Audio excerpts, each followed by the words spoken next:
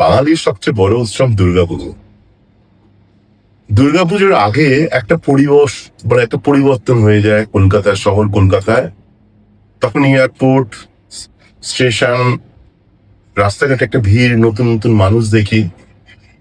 আবার তারপরেই যে পুজোটা শেষ হয়ে যায়, দুর্গাপুজো শেষ হয়ে যায়, তখন আপনি দেখবেন এয়ারপোর্ট, স্টেশন সব ভিড়। বাঙালি স্কলার ছেলেগুলো ফিরে যাচ্ছে, খুব খারাপ লাগে।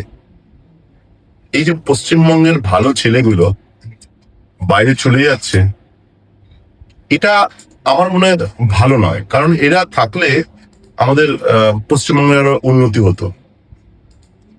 তো আপনার কাছে শঙ্করবাবু এটাই প্রশ্ন বা আপনার মতামত, যে এই ব্রেন ড্রেন বা স্কলার ছেলেগুলোকে বাইরে চলে যাওয়াটা কোনোভাবে কি আটকানো যায় না? আপনার কি মত?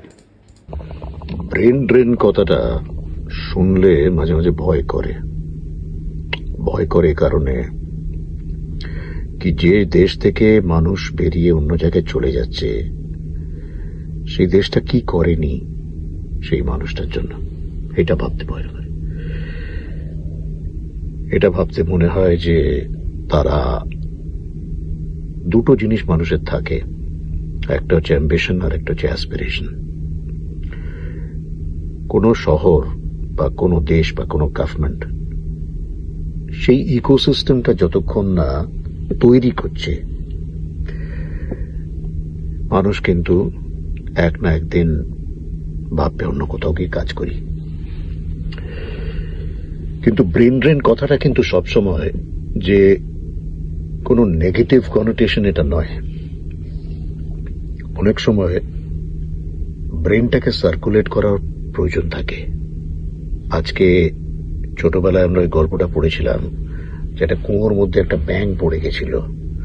ওই ব্যাঙটা কিন্তু সারা পৃথিবীটাকে দেখতে গিয়ে দেখছে, সারা জায়গাটায় কুয়োটাই দেখছে, আর কিছু দেখতে পাচ্ছে না। সেই জন্য মানুষের দরকার এক এক সময় যে ওই কুয়ো থেকে বেরিয়ে আরেকটা পৃথিবী দেখা। কারণ জীবনটা একটাই, সে সময় কিন্তু আরো আরো জায়গায় গিয়ে নিজের মেন্টাল সার্কুলেশন যাকে বলে, সেটা কিন্তু ইমপ্রুভ করা খুব প্রয়োজন। একটা জায়গায় বসে থাকা বা একটা জায়গাতেই যা আছে দেখা, সেটা দিয়ে কিন্তু পৃথিবীটাকে দেখা খুব অসুবিধে। তো আমি আজকে নিজেকে ভাগ্যবান মনে করি একদিক থেকে, যে কারণেই হোক একটা দেশ থেকে বেরিয়ে এসে আরেক দেশে আছি, সেই দেশ থেকে আরো সারা পৃথিবীকে দেখছি। আজকে এত ঝামেলা পৃথিবীতে, এতগুলো ওয়ার চলছে, সবের মাঝখানেও আমি একটা জীবন দেখতে পাচ্ছি যেটার মধ্যে একটা বেনিফিট আছে। এবং সেই শিক্ষাটা নিয়ে আমি আমার দেশে গিয়ে যদি আরেকবার নতুন করে কিছু তৈরি করতে পারি, তাহলে কিন্তু ব্রেন ড্রেন সবসময় খারাপ নয়। কিন্তু ব্রেনটাকে ড্রেন করার পিছনে একটা খুব ইম্পর্টেন্ট দুটো প্রবলেম থাকে এতে। একটা হচ্ছে ইকোসিস্টেম নেই বলে তাদের অ্যাসপিরেশন বা অ্যাম্বিশনটা কাজ করছে না। দ্বিতীয় হল যে স্টেট প্যাক্ট বা গভর্নমেন্ট প্যাক্ট কোন রকম ভেঞ্চার ফান্ডিং যখন স্টার্ট আপ কমিউনিটিতে নেই। এটা শুধু কলকাতার জন্য বলছি না, এটা সারা দেশের প্রবলেম। এটা লজিস্টিক সেক্টরে পার্টিকুলারলি, যে তুমি শুধু পয়সা যদি বড় কোম্পানিতে লাগাচ্ছ যারা অলরেডি এস্টাবলিশড, তাহলে নতুন এন্টারপ্রেনিয়ররা কি করে তৈরি হবে, তারা কাজটা কি করবে? That's the point. কিন্তু ব্রেন ড্রেন যদি বাঁচাতে হয়, তাহলে I would say return of the brain is equally important.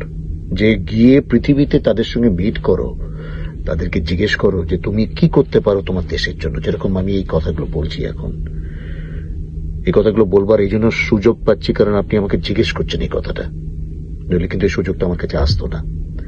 কিন্তু গভর্নমেন্ট লেভেলে এই কথাগুলো জিজ্ঞেস করার প্রয়োজন। এখন গভর্নমেন্ট লেভেলে গিয়ে প্রশ্ন করা উচিত যারা প্রফেশনালস অফ দ্যাট ফিল্ড, যে তোমরা আমার দেশে কি করতে পারো, give us a timeline, give us a plan. So there needs to be a diaspora engagement platform. এটা পুরো ডিজিটালিও করা যায়। এমন নয় যে আমাদের গভর্নমেন্টের মন্ত্রীদের সব জায়গায় করতে হবে গিয়ে গিয়ে।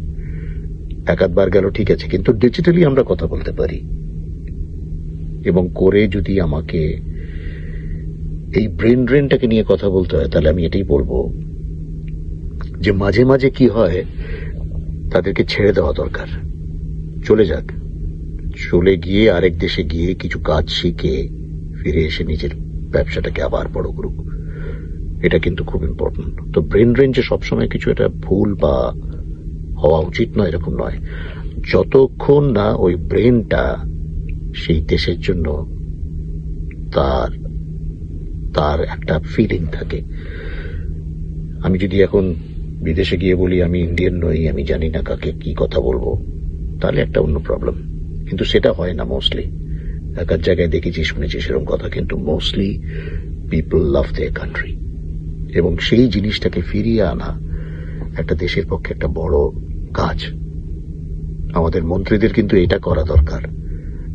চয়েস করুক, জানুক কারা কি, তাদেরকে আবার ফিরিয়ে আনুক। এমন না হয় যে সে ফিরে এলো না।